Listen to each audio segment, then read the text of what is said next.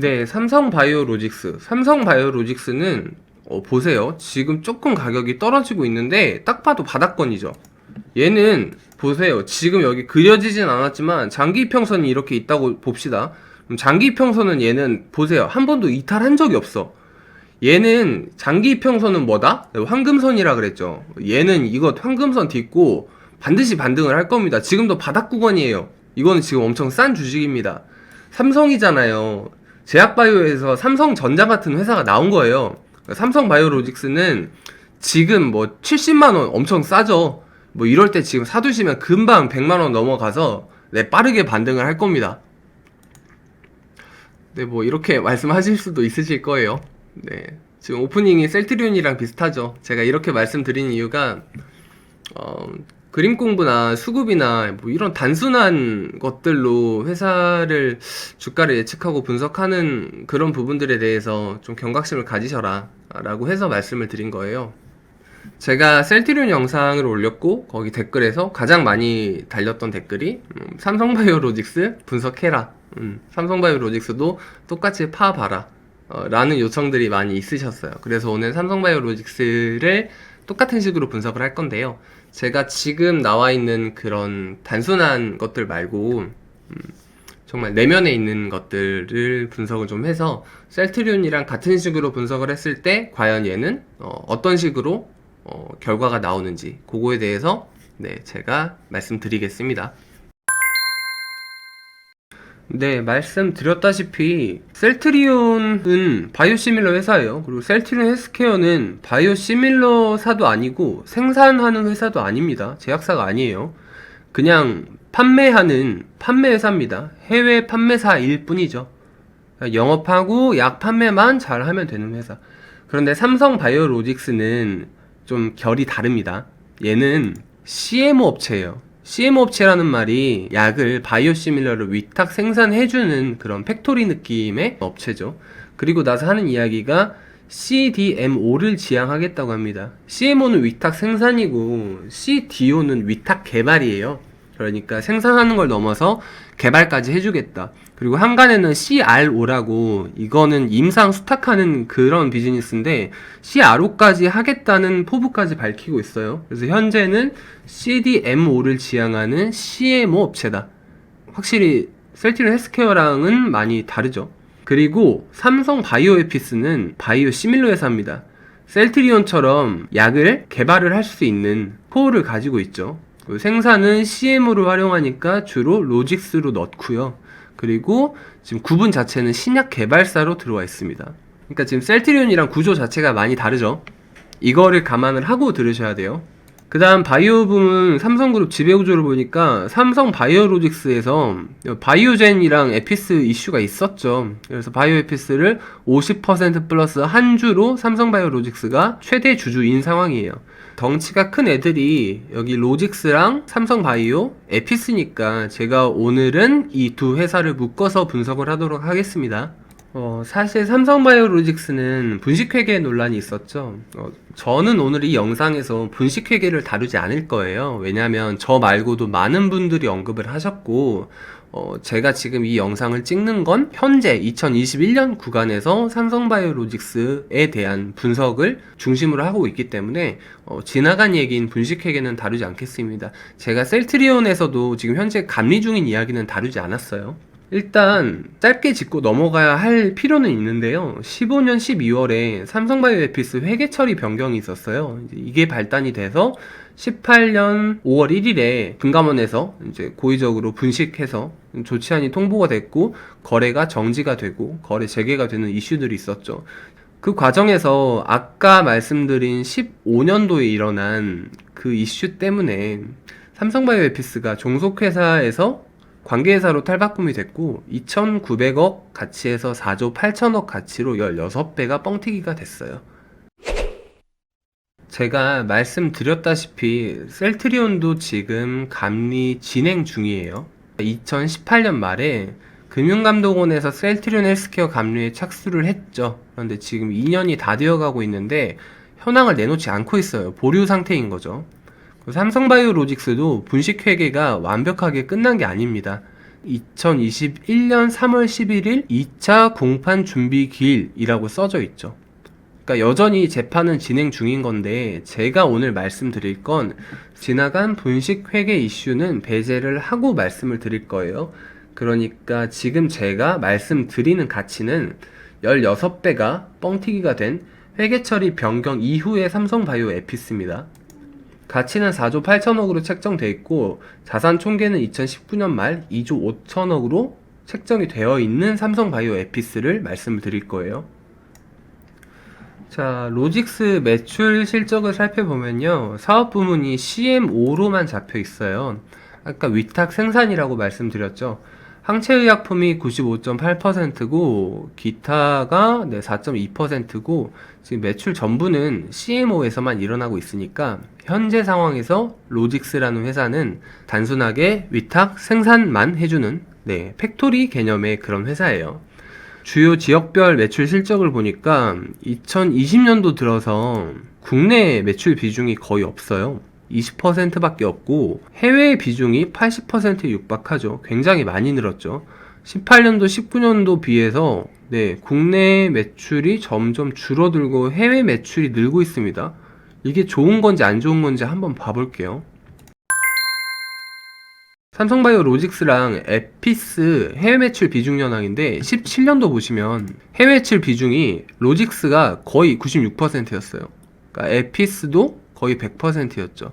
이때는 뭐냐면 로직스가 에피스한테 물량을 안 받은 거예요. 그러니까 로직스는 원래 해외에서 물량을 잘 수주를 하는 탄탄한 기반을 갖고 있는 회사였는데 2018년 들어서 에피스가 로직스한테 물량을 주죠. 그래서 해외 매출 비중이 57%로 낮아집니다.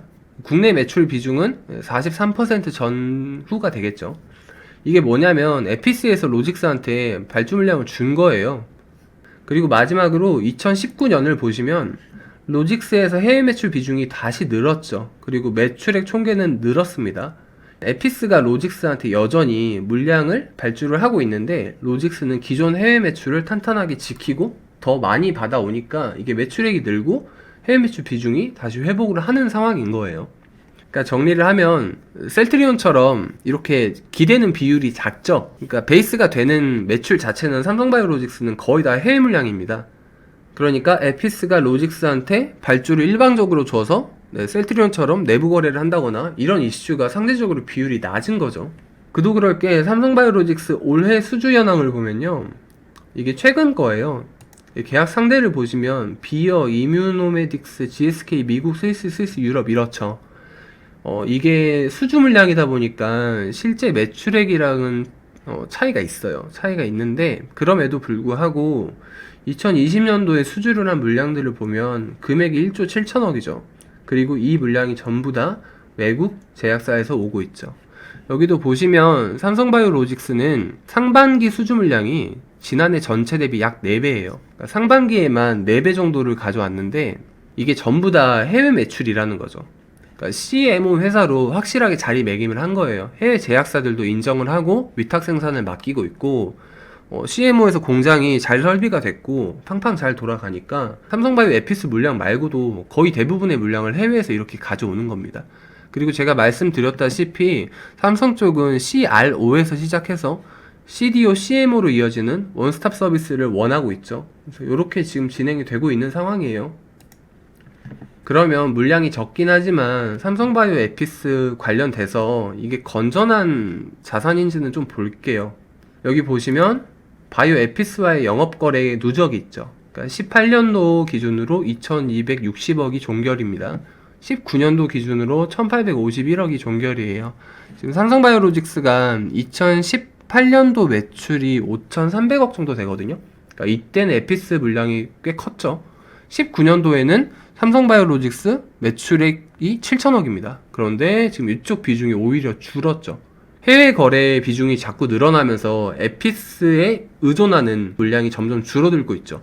굉장히 건전한 신호로 보실 수 있으실 거예요. 그러면 적긴 해도 요 에피스랑 거래한 물량이 어떻게 돌아가고 있나 봤더니 이 내부 거래 미실현이라는 게 제가 말씀드렸던 재고자산 회전율과 같은 느낌으로 보시면 될 것 같아요. 셀트리온 헬스케어는 재고자산 회전율이 0.42였죠. 그리고 지난 영상에서 삼성바이오로직스는 재고자산 회전율이 1.93이었습니다. 그럼 에피스랑 로직스랑 내부적으로 이렇게 일감을 몰아줘서 이쪽에서 실현 손익이 일어나지 않은 미실현 손익이 점점 보니까 마이너스를 가고 있어요. 그러니까 이 물량 자체는 사실 뭐 그렇게 건전한 건 아닌데 정도가 어떠세요? 좀 엄청 심하진 않죠. 그래서 재고자산 회전율도 셀트리온 헬스케어보다는 더 높은 거고요. 미실현 손익도 전체 매출 대비 엄청나게 위협적이고 이런 느낌은 들지 않습니다. 그래서 결론 정의를 하면 미실현 손익이 생기고 있다. 그래서 좋지는 않지만 그 물량이 상대적으로 위협적이진 않다. 이렇게 정리를 할 수 있겠어요. 그러면 로직스 손익계산서를 볼게요. 매출이 정말 많이 늘었죠. 그리고 영업이익이 정말 많이 늘었고 당기순이익은 늘긴 늘었는데 조금 늘었습니다. 얘네가 말하는 게 진짜인지 한번 볼게요. 영업활동이랑 현금 흐름 이거 다르죠, 느낌이. 헬스케어랑 달라요. 셀트리온 헬스케어가 판매사라고 하면은 얘네는 CMO 회사예요. 공장 회사라서 둘 다 영업활동으로 돈을 벌어야만 하는 회사죠. 그래서 18년도, 19년도 대비 20년은 확실히 현금이 들어온 상황입니다. 당연히 해외 쪽에서 매출을 받다 보니까 이제 팩토리 돌리고 그러다 보니까 현금이 실제로 들어오죠. 그러면 영업활동으로 돈이 잘 들어왔어요. 하지만 영업이익에 미치진 못해요. 이건 이따가 말씀드릴게요. 그리고 투자활동으로 굉장히 돈을 본격적으로 쓰고 있죠. 재무활동으로는 어딘가에서 차입을 해오고 있고 현금은 결과적으로 줄었습니다. 굉장히 공격적으로 투자를 하는 전형적인 기업의 현금 흐름표예요. 그래서 이거 자체로 볼 때 뭐 지금 당장 투자활동을 너무 과하게 했네, 현금이 줄었네 하고 나쁘다고 볼 수는 없어요. 그럼 대차대조표를 볼 건데 자본적으로 보니까 역시나 자본금이랑 자본잉여금 탭은 건들지 않았고 영업이익 난 만큼 이익잉여금이 확실히 늘었습니다. 그래서 이쪽은 그냥 잉여금 잘 늘었구나 정도로 보고 넘어가실 수 있으실 것 같아요. 그리고 부채 계정을 한번 봐요. 그랬더니 이 회사는 단기사채가 있는 것도 아니고 단기 차입금이 많은 것도 아니에요. 그리고 유동성 장기 부채도 갈수록 줄어듭니다. 셀트리온처럼 매입 채무가 또 많은 것도 아니에요. 그래서 뭐지 대체? 봤더니 신기하게 비유동 부채가 늘었어요. 근데 제가 보통 비유동 부채는 안 보죠. 이렇게 영상을 올릴 때 잘 안 보여드리는데 그 이유가 만기가 1년보다 더 남은 부채다 보니까 사실 그렇게 리스크하지 않아서 안 보는 건데 이건 물량이 확 늘어서 어떤 계정에 세부 탭이 늘었는지 좀 확인을 해볼게요. 봤더니 장기 차입금이 늘었어요. 셀트리온보다 건전하죠. 지금 셀트리온은 매입 채무 늘어가지고 저쪽에서 외상 빌려와서 그 부채만 잔뜩 쌓여있는데 누구는 단기 차채 단기 차입금은 다 줄고 오히려 장기 차입금이 늘어있죠. 상대적으로 건전합니다. 그래서 오 하고 좀 놀랬어요. 생각보다 좋아서. 그리고 마지막으로 자산 탭 계정을 좀 봤더니 확실히 재고 자산은 늘었어요. 그래서 이거는 언제부터 이랬냐 봤더니 사실 에피스랑 거래를 하면서 조금씩 재고 자산이 늘고 있는 모습을 보이고 있어요. 근데 이 정도는 셀트리온 헬스케어의 1조 넘는 매출에서 재고 2조 이거랑 삼성바이오로직스에서 얘네도 지금 매출 1조 넘죠. 근데 재고 6천억 이거랑 결이 다르죠. 비율 자체가. 그리고 두 번째 차이점은 내부 거래 비중이 되겠고요. 그 다음 세 번째 차이점은 셀트리온이랑 셀트리온 헬스케어의 고질적인 재고 이슈보다 얘는 상대적으로 최근에 일어났죠. 그러니까 17년도만 봐도 재고가 거의 없었잖아요. 18년도, 19년도라고 하면 얘는 사용할 수 있는 의약품들일 거라는 거죠. 싱싱한 재고일 거고 최근에 공격적으로 장전을 한 총알 느낌이 확실히 나요. 얘네는 곧 이렇게 팔리고 나면 선순환이 일어날 수 있겠다라는 기대를 가질 수 있습니다. 누구처럼 악성 고질적인 재고가 아니에요. 오히려 유동 금융자산이 더 많아버리고 지금 매출 채권도 거의 잡힌 거 없죠. 상대적으로 확실히 셀트리온이랑 재무제표 자체도 결이 다릅니다. 지금부터는 에피스에 관한 설명을 드릴 건데요. 이거는 쉽게 보실 수 없는 재무제표예요. 이거는 공개가 돼 있지도 않고 제가 그냥 공개를 해드리는 겁니다. 일단 삼성바이오 에피스는 고한승 님이 대표자시고 지금 대기업의 외관 받고 있습니다. 종업원 수는 908명 정도가 되고 있어요. 그리고 회사가 송도에 있죠. 셀트리온도 송도에 있는데 왜 다 제약사는 송도에 있는지 몰라? 주요 손익 현황을 보니까 매출액이 에피스도 많이 올랐죠. 그리고 영업이익률이랑 순이익률도 많이 올랐습니다. 이건 확인을 좀 해봐야 될 것 같아요. 근데 많이 올랐대요, 일단. 주요 재무 상태를 보니까 부채 비율이 줄어들었죠. 그리고 나서 자기 자본 비율이 떨어지다가 갑자기 올랐습니다. 이것도 이따가 확인을 해볼게요. 기업 평가 등급을 봤는데 확실히 상장사가 아니라 낮아요. CCC 플러스입니다.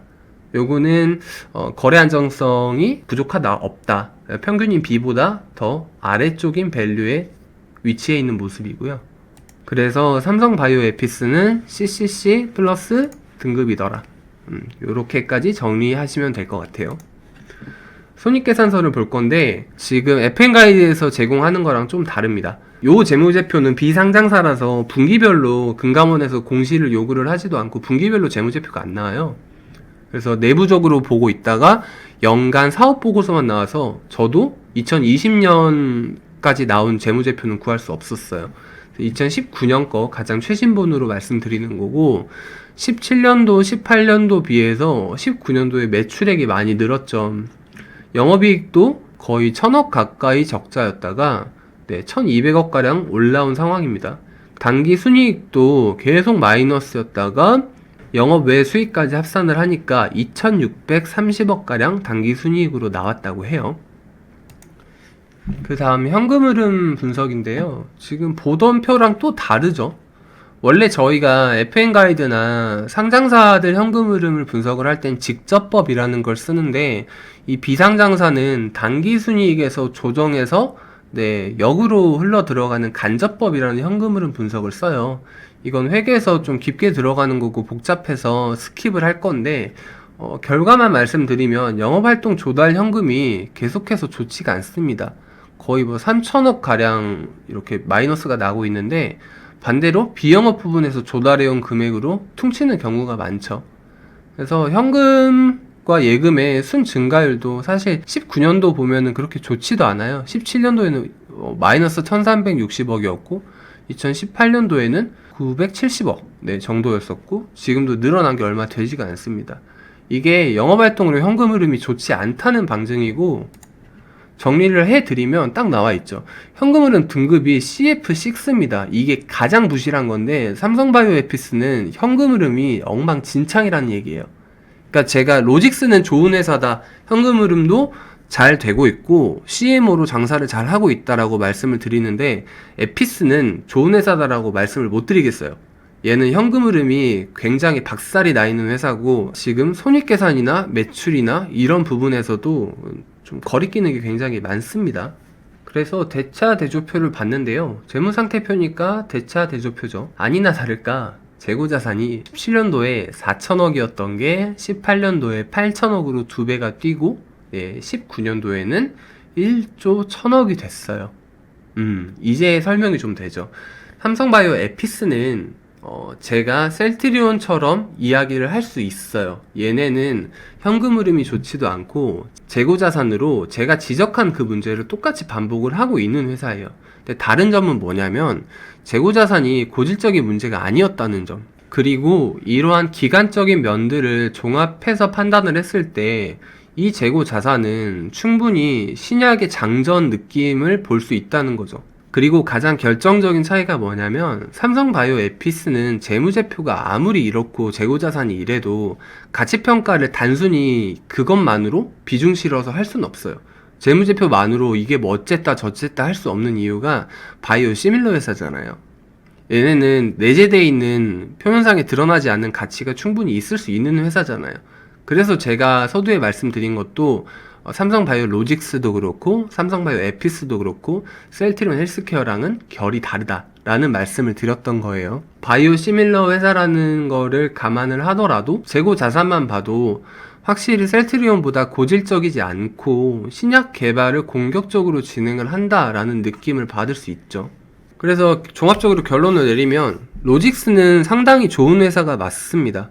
상당히 좋은 회사가 맞는데, 에피스는 사실 뭐 신약을 개발하고 이런 모멘텀을 배제하고 이야기를 한다면 걱정이 되는 회사는 맞아요. 에피스는 그다지 엄청나게 좋게 보이진 않아요. 하지만 셀트리온과 비교를 했을 때 극명하게 좀 의견이 갈리죠. 그리고 지금 보시는 것처럼 PER, PBR로 결정 짓는 건 당연히 안 돼요. 당연히 안 되지만 두 회사를 객관적으로 그냥 지표로만 측정을 한다라고 하면 사실 뭐 PBR은 로직스가 더 낮고 PER은 셀트리온이 더 낮죠. 그래서 누가 더 얼마나 저평가되어 있다 이렇게까지 말할 수 있는 회사는 둘 다 아니고요. 지금 현재 밸류가 비슷하다는 관점에서 봤을 때 확실히 셀트리온보다는 삼성바이오로직스가 훨씬 더 건전한 부분이 많죠. CMO 회사는 CMO 회사대로 굉장히 수주를 잘 받고 있고 공장을 잘 돌리고 있고, 에피스는 안 그래도 바이오 시밀러 회사인데 현금 흐름이 걱정이 되지만 그래도 바이오 시밀러 회사고 내부 거래 비중이나 재고의 기간적인 고질적인 문제나 이런 부분에 대해서 셀트리온보다 훨씬 더 낫다 라는 의견이에요.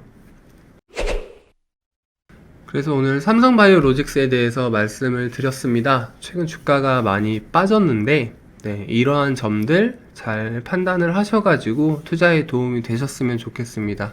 그럼 저는 다음 영상에서 더 좋은 컨텐츠로 찾아뵐 테니까요. 다들 건승하시고 성투하세요.